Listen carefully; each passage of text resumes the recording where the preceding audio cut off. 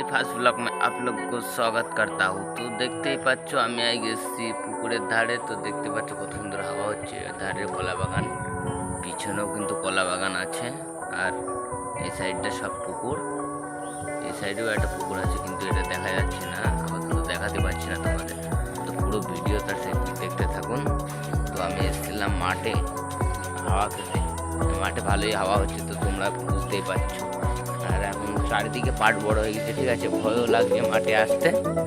তো দেখতে পাচ্ছ চারিদিকে পাট বড় হয়ে গেছে। এখন পাটের মধ্যে কত কি থাকবে এখন বলা যাচ্ছে না। তো আমি আসলাম ভয়ে ভয়ে। তো দেখতে পাচ্ছ চারিদিকে পাট, কোনো দিকে ফাঁকা নেই। এদিকটায় পাট পাট মানুষ সারা বড় হয়ে গেছে, এখন কিছু করার নেই। তো দেখতেই পাচ্ছ এখন আছি মাঠে। আর যারা ক্ষীর খেজুর গাছ দেখুনি ভাই, এরা ক্ষীর খেজুর গাছ, এখানে আছে ক্ষীর খেজুর গাছ, ভালো করে দেখে নাও। তো যারা চেনে না তো তাদের জন্য এটা হচ্ছে ক্ষীর খেজুরের বাগান।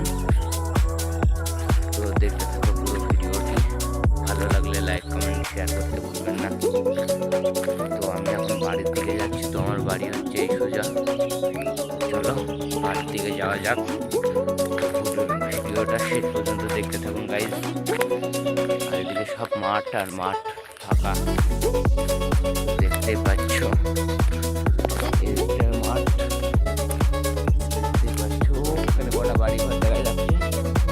তাছাড়া পুরো মাঠ এখানে সব ফাঁকা পড়ে আছে। আর এটা হচ্ছে ধান লাগানো হয়ে গেছে পুরো কমপ্লিটের। আর ফাঁকা পড়ে আছে। আর চারি কোলটায় দেখতে পাচ্ছ গাইজ, চারি কোলটায় পাট, কিন্তু এখন চারি কোলটায় পাট। এখন পাটের মধ্যে ছেলে পেলে তারও আসতেও পারবে না, যাকে তাকে বলা যায় না। এখন বড় বড় পাট হয়ে গেছে, কি কি থাকবে পাটের মধ্যে তা বলা যাচ্ছে না। তো আমার দম লেগে গিয়েছে, অনেকখানি হাঁটতে হবে আমাকে। তো দেখতে পাচ্ছ গাইজ এখন কতখানি হাঁটতে হবে। ওই বাজারটার কাছে আমার বাড়ি, মানে ওর ওপিটি আমার বাড়ি। তো আমার দম লেগে গেছে, মাঠে হাঁটতে পারি না আমি। তো সব ভিডিও করার জন্য আসলাম।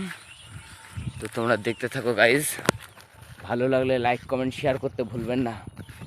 তো চলো আজকের লাইভ এই পর্যন্ত শেষ করছি।